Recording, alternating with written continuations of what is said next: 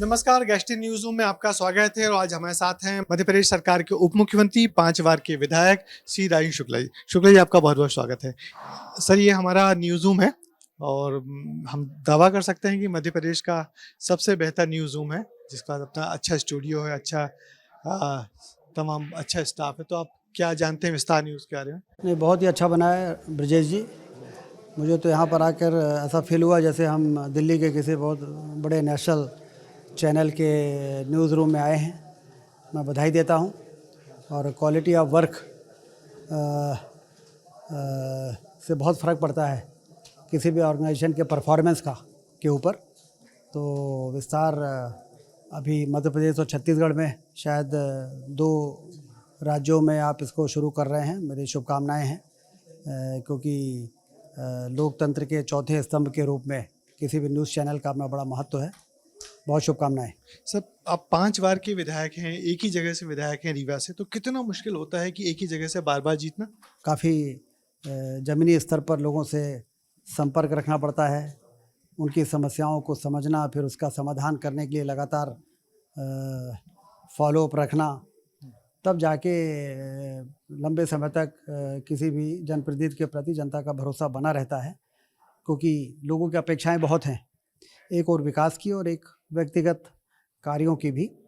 तो दोनों में संतुलन बनाते हुए और लगातार बहुत ही अलर्ट रह के और जो जनप्रतिनिधि काम करता है तो फिर चुनाव में उसको परेशानी नहीं होती। मगर ऐसी क्या मोहनी है आप में कि जब भी बीजेपी की सरकार बनती है, हर बार आप मंत्री बना दिए जाते हैं और हर मुख्यमंत्री के बड़े प्रिय होते हैं, एक आध मौका छोड़ दिया जाए तो? अब भारतीय जनता पार्टी का जो हमारा नेतृत्व है वो बहुत ही सभी कार्यकर्ताओं में के कार्यशैली को वॉच करता है और नेता सभी हमारे काबिल हैं, लेकिन कभी कभी भाग्य संयोग भी काम करता है। अब 2020 में जब हमारी सरकार बनी थी तो मैं मंत्री नहीं बन पाया था। हाँ। लेकिन मैंने कभी एहसास नहीं होने दिया कि मैं मंत्री नहीं हूँ, और लोग भी कहते थे कि बिना मंत्री के मंत्री हैं। क्योंकि जब आप मंत्री नहीं हैं तो विधायक तो हैं ही। हाँ। विधायक हैं तो आपके अपने क्षेत्र में काम करने का इतना स्कोप है कि यदि आप उस काम को करते रहे तो लोग उसको देखते हैं कि जिम्मेदारी का निर्वहन के लिए किसी पद की आड़े नहीं आता है। तो वो भूमिका भी निभाने का मौका मिला और उसके बाद फिर मंत्रिमंडल में भी स्थान मिला। तो मंत्रिमंडल में स्थान मिलना मतलब पूरे प्रदेश में आपको काम करना है, अपने विभाग में भी, और पूरे प्रदेश भर के लोग आते हैं, उनसे संतुष्ट करना, उनको देखना। तो इसलिए चाहे आप मंत्री बने और चाहे आप विधायक रहें, दोनों स्तर पर अपनी छवि लोगों के बीच में अपने कार्यों से आप बना सकते हैं। मगर लोग कहते थे कि ऐसी कैसी शिवराज जी की सरकार जिसमें राजेंद्र शुक्ला जी मंत्री ही नहीं है। वही मैंने आपसे कहा ना कि कभी कभी भाग्य और संयोग का भी बहुत बड़ा रोल होता है। और मैं तो हमेशा ये मानता हूँ कि अपने जो भी जिम्मेदारी मिली उसका निर्वहन हम करें। बाकी हम सब सौभाग्यशाली हैं कि भारतीय जनता पार्टी जो एक मिशन है उसको चलाने वाला जो हमारा केंद्रीय नेतृत्व है वो सभी के कार्यों पर नज़र रखता है और समय समय पर सभी को मौका देता है। सर देखिए, हमारा ये लाइव बुलेटिन चल रहा है, यहाँ से ये लाइव एंकरिंग हो रही है। ऊपर सारे लाइट्स हैं, पीछे एलईडी है, ये जिमी जिप है, 3 कैमरे लगे हुए हैं यहाँ पे और ये सीधे लाइव चल रहा है। बहुत अच्छा है। तो कोशिश यही की हम लोगों ने कि बहुत बेहतर तरीके से अच्छे संसाधनों के साथ मध्य प्रदेश की जनता को एक अच्छा न्यूज़ चैनल दें और जनता की बात आप सरकार तक सामने लाएं। बिल्कुल, आने वाले दिनों में मुझे पूरा भरोसा हो रहा है कि विस्तार न्यूज़ चैनल जो है काफ़ी लोकप्रिय होगा और इसका जो स्केल है वो भी काफ़ी बढ़ेगा। एक यदि आपकी पर्सनल बात की जाए तो आप तो इंजीनियरिंग आपने पढ़ी हुई है, तो कैसे इंजीनियर से आप पॉलिटिक्स में आ गए? आपके घर वाले चाहते थे कि आप पॉलिटिक्स में आएँ इतनी अच्छी पढ़ाई लिखाई के बाद? और वही उस वक्त जब तो इंजीनियरिंग की पढ़ाई को बहुत बड़ा माना जाता था। मैं जब इंजीनियरिंग कॉलेज का छात्र था तो छात्र राजनीति से ही मैं राजनीति में सक्रिय था। स्टूडेंट यूनियन का प्रेसिडेंट भी रहा, कई लोगों को प्रेसिडेंट का चुनाव लड़ाने में भी भूमिका रही। और राजनीति में हमारे विंध्य क्षेत्र में वैसे भी राजनीति का एक अलग तरह का माहौल है। एक माहौल है। तो छात्र राजनीति से ही उस डायरेक्शन में हम आगे बढ़े और फिर बाद में बढ़ते चले गए और सफलताएं भी मिली। 2 बार मैंने टिकट मांगा, टिकट नहीं मिला, तीसरी बार मिला तो हार गए। फिर लेकिन लगे रहे तो चौथी बार टिकट मिला तो मध्य प्रदेश में सबसे ज़्यादा वोटों से जीते। फिर मंत्री बनने का भी मौका मिला। फिर 1.5 साल बाद मंत्री से हटने का भी हमने अनुभव प्राप्त किया। तो हर प्रकार के खट्टे मीठे अनुभव मुझे अपने छोटे से राजनीतिक जीवन में, पिछले 20 साल की राजनीतिक जीवन में देखने को मिले हैं।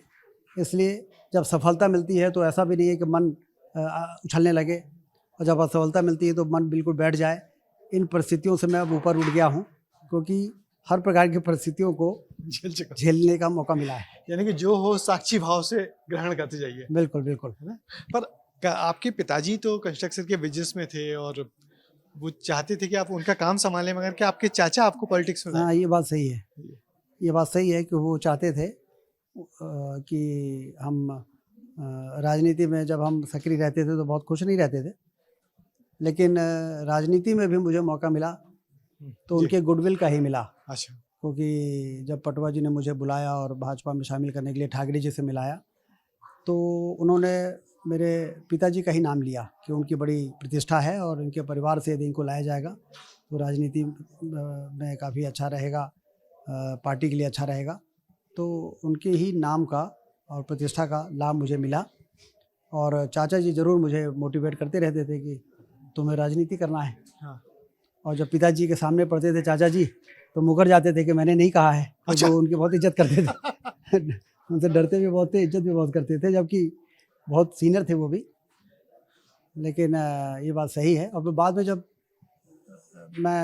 मुझे टिकट मिला और मैं चुनाव जीता, पहली बार जब मैं हार गया चुनाव, तो पहली बार मेरे पिताजी ने किसी के माध्यम से मुझसे मैसेज कराया कि उसको बोलो कि चुनाव जीतने के लिए संगठन बनाने की ज़रूरत है। अच्छा। तो मैं समझ गया कि पहली बार उनका ग्रीन सिग्नल चुनाव में हारने के बाद मिला कि अब चुनाव जीतने की तैयारी करें। क्या? तो उससे मेरा हौसला आसमान तक पहुंच गया। हारने के बाद भी मुझे लगा कि मैं जीत गया हूं।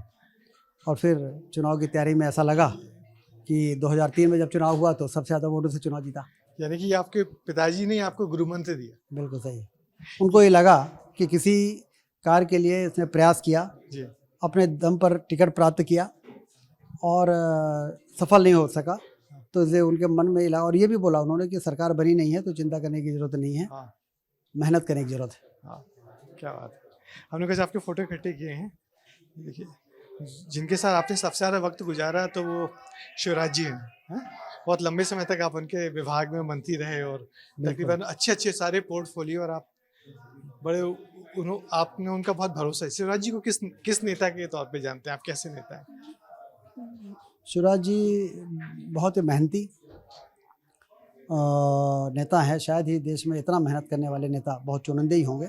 इतने बड़े कद में के नेता होने के बावजूद भी मिलने के पे लगता है कि बहुत सामान्य और अपने बीच के बराबर के व्यक्ति से मिल रहे हैं। ये उनकी एक बड़ी विशेषता है कि ईगो, इतने 18 साल 17 साल मुख्यमंत्री रहने के बाद भी ईगो यदि कोई शब्द होता है तो उनको दूर दूर तक फटक नहीं पाया उनके पास। ये उनकी बड़ी विशेषता है। और बाकी मेहनत, दौरे, यात्रा उनसे सीखने लायक है कि यदि कोई जिम्मेदारी मिली है तो जिद, जुनून और जज्बा तीनों के साथ काम किस प्रकार से किया जा सकता है, ये उनके कार्यशैली से सीखने को मिलता है। क्या बात है। आप पत्नी आपकी जी। तो घर परिवार को कितना वक्त दे पाते होंगे इतनी सब व्यस्तता के बाद? नहीं, अब संतुलन बनाना पड़ता है। काम और परिवार के साथ संतुलन बनाते हुए चलते हैं। और सबकी आदत भी बन गई है, सब लोग एडजस्ट भी हो गए हैं। सब समझ रहे हैं कि कहीं ना कहीं यदि हमको समय कम मिल रहा है तो कहीं ना कहीं क्षेत्र के डेवलपमेंट के लिए, लोगों की मदद के लिए ज़रूरी है। इसलिए अब सब लोग अपने आप को एडजस्ट कर चुके हैं। शिकायत तो करते होंगे आपसे? हाँ, कभी शिकायत होती है, लेकिन फिर शिकायतें दूर भी हो जाती हैं। अच्छा। कभी परिवार के साथ कहीं घूमने चले गए, जी, समय बिता लिया। तो घूमने जाना आपको कहाँ पसंद है? घूमने के लिए कोई ऐसा स्पेसिफिक नहीं, लेकिन कहीं भी कोई टूरिस्ट प्लेस हुआ या कहीं एकांत जगह हुई, जंगल हुआ, कहीं नेशनल पार्क में चले गए, कभी किसी महानगर में चले गए, तो कोई स्पेसिफिक नहीं है। लेकिन कहीं भी अपने कार्यों से एक छुट्टी के तौर पर हाँ, हॉलीडेज़ के रूप में जाते हैं। राजेंद्र जी बहुत दिलचस्प चरित्र के व्यक्ति बचपन से ही थे। बहुत क्यूरियस थे, एडवेंचरस थे और निर्भीक थे। तैरने में उनको बहुत आनंद आता था। तो बहुत अच्छे तैराक है, लोगों को नहीं मालूम होगा। वो जो बिशिया नदी है तो लक्ष्मण बाग में वो जाके घंटों तैरते थे और ये चिंता किए बगैर। और चूँकि लाडले थे घर के, इसलिए लोग ताके रहते थे कहीं नदी नाले में न कूद जाए जाके। एक बार का वो किस्सा खुद बताते थे कि वो नर्मदा नदी गए भेड़ाघाट और कहीं कि हमको ऐसा रोमांच आया कि मैं नदी में कूद गया, सब शक रह गए। तो एक तो तैराकी उनका बड़ा पैशन रहा है और खेल कूद में उनकी रुचि रही है। और सबसे जूनियर खिलाड़ी के रूप में वो अपने मोहल्ले की टीम में भी रहते थे और कोई प्रोफेशनल खिलाड़ी नहीं रहे कभी, लेकिन हर खेल का आनंद लेते थे। मैंने देखा उनको फुटबॉल भी खेलते हुए और क्रिकेट भी खेलते हुए। समझदार, बहुत ही हम लोग को समझाने वाले, एक दूसरे को लेके चलने वाले, जिंदगी का कारवां चलता रहा। इंजीनियरिंग कॉलेज में पहली बार वो चुनाव लड़े, आपके दोस्त सैयद वहां से उनका राजनीति का आगाज हुआ और फिर तो हिस्ट्री है, सबको पता है कि उनने क्या क्या किया। बहुत हम लोग के सारे स्पोर्ट्स खेलना एक दूसरे के। तो सर आपके सारे दोस्त आपको याद, आपको चाय पिलाता है सर। तो आप इतने अच्छे तैराक रहे हैं सब। हाँ, तैरने का शौक़ था। मैं जब स्कूल में पढ़ता था जी। तो गर्मी की छुट्टियों में अपने गांव जाता था। वहाँ तालाब, गांव का तालाब होता था। तो गांव के जितने भी हम उम्र के हमारे परिवार के लोग हैं वहाँ जाता था। परिवार के लोग ही थे। हम उम्र के जितने लोग रहते थे उनके साथ पूरी दोपहर गर्मी की छुट्टियों में तालाब में हम लोग तैरते थे। फिर पिताजी को मालूम पड़ता था तो फिर वो गाड़ी भेज के रीवा से फिर हमें रीवा बुलाते थे। तो इस तरह से तैरने का शौक़ बचपन से रहा है। अंचल को तो आप जानते ही होंगे। हाँ, अंचल जी तो हमारे। अंचल आपसे कुछ वकील नहीं पूछना चाहते हैं। हाँ भैया हम ये कहते रहें कि जैसे अपना का जब प्रदेश में जब अपना मंत्रिमंडल में रहें तो अपना का जो जिम्मेदारी दीन गए, चाहे वह अटल ज्योत अभियान के तहत प्रदेश के अंधेरा दूर करे, वो रिकॉर्ड अपना काम करें। अब स्वास्थ्य मंत्रालय की बड़ी जिम्मेदारी है और स्वास्थ्य को लेकर अपना काफ़ी चिंतित हो रहें। रीवा में अपना सुपर स्पेशलिटी से लेके संजय गांधी इवन जिला अस्पताल तक के सब व्यवस्था दुरुस्त कर दिया। तो का ऐसा प्लान है कि पूरे प्रदेश में जो अब स्थिति ठीक बहुत नहीं है स्वास्थ्य का लेके, उनमें का अंतर आवे वाला है? उमा जो हम स्वास्थ्य विभाग की जिम्मेदारी मिले के बाद पहली बैठक करें तो हमारा पहला ही या अधिकारी का कहाव रहा कि जितने हमारे कम्युनिटी हेल्थ सेंटर हैं जो हर ब्लॉक में होता लगभग 350, उन सभी कम्युनिटी हेल्थ सेंटरन का जिला अस्पताल की तरह बनावे का है, जिससे कि गांव के लोगों का जिला अस्पताल आवे की मजबूरी समाप्त हो जाए और जिला अस्पताल की सुविधा ब्लॉक में कम्युनिटी हेल्थ सेंटर का मिले लागे।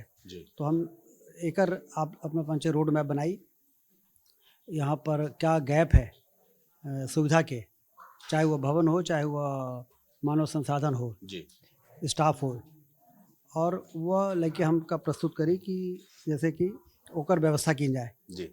तो स्वास्थ्य विभाग के अमला लगभग 18,000 ऐसा डॉक्टर से लेके सपोर्ट स्टाफ से लेके पैरामेडिकल स्टाफ के आवश्यकता बताई कि यदि हमका सारे सामुदायिक स्वास्थ्य केंद्रन का बिल्कुल अप टू द मार्क करे का है तो इतने लोगों की आवश्यकता पड़ी।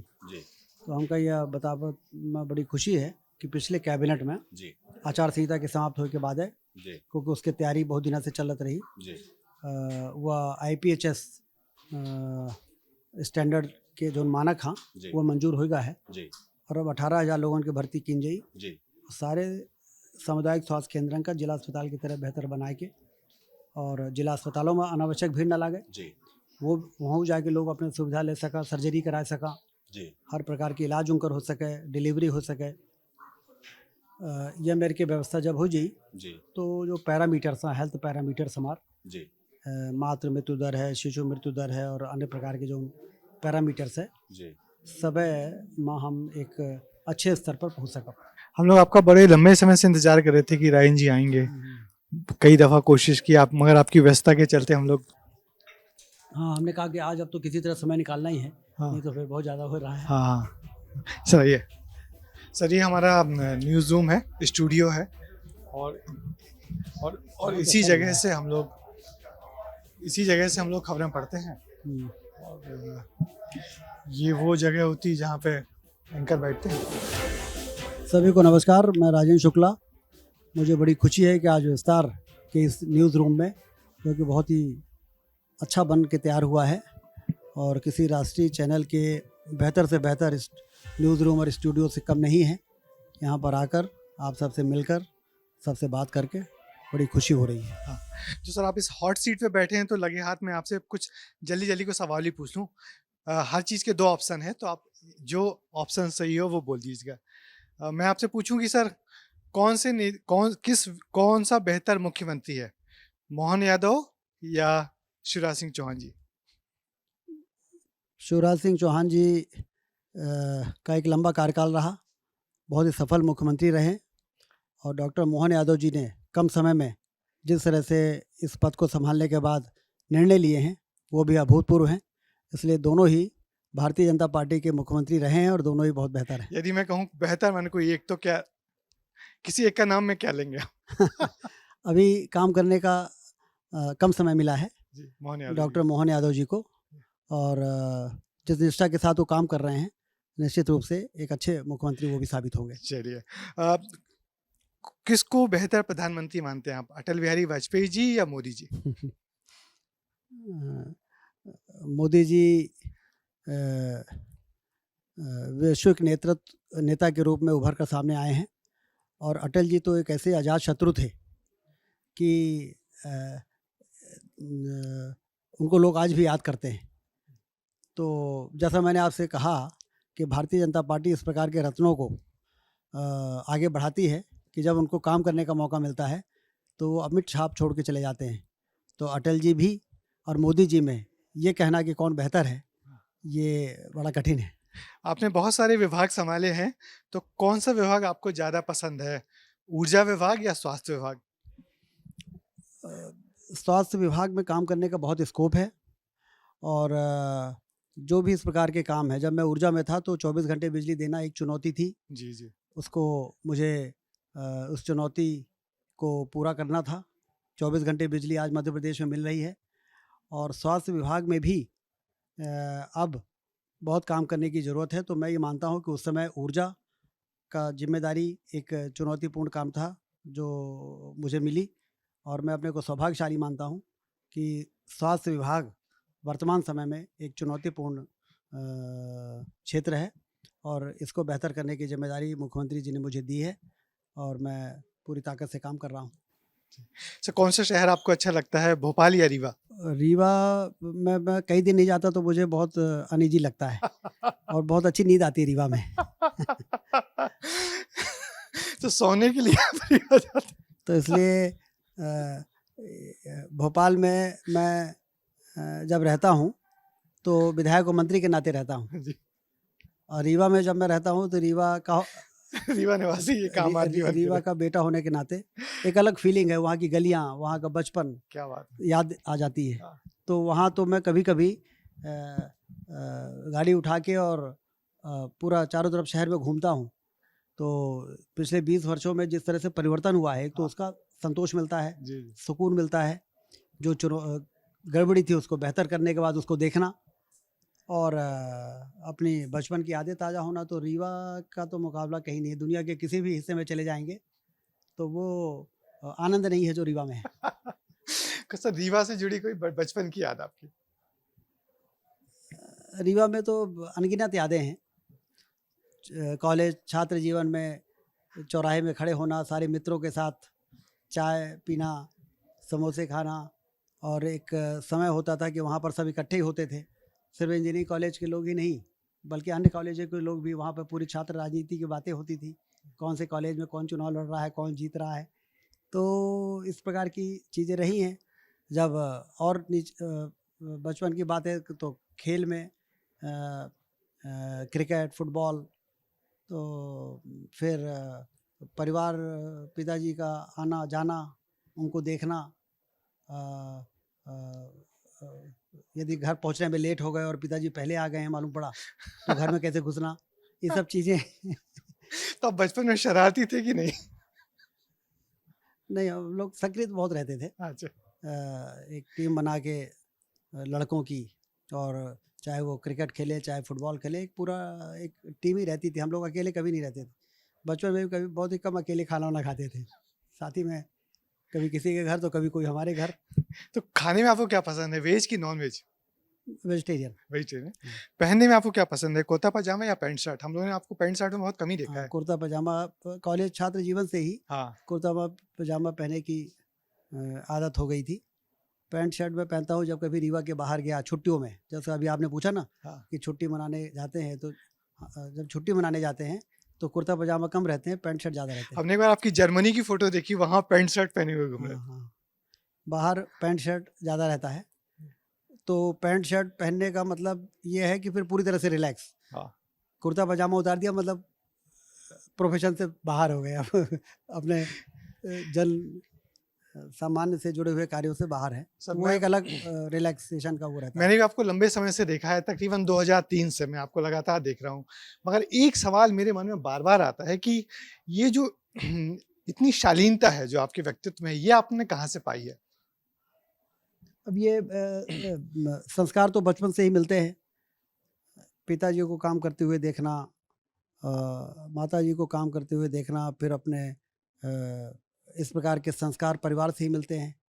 चाचा जी का, जैसे मैंने आपसे बताया कि उनका बहुत बड़ा योगदान था मेरे कार्यों में, क्योंकि ज़्यादा उन्हीं से फ्री थे। पिताजी से हम लोग कम फ्री रहते थे, चाचा जी से खुल के बात करते थे।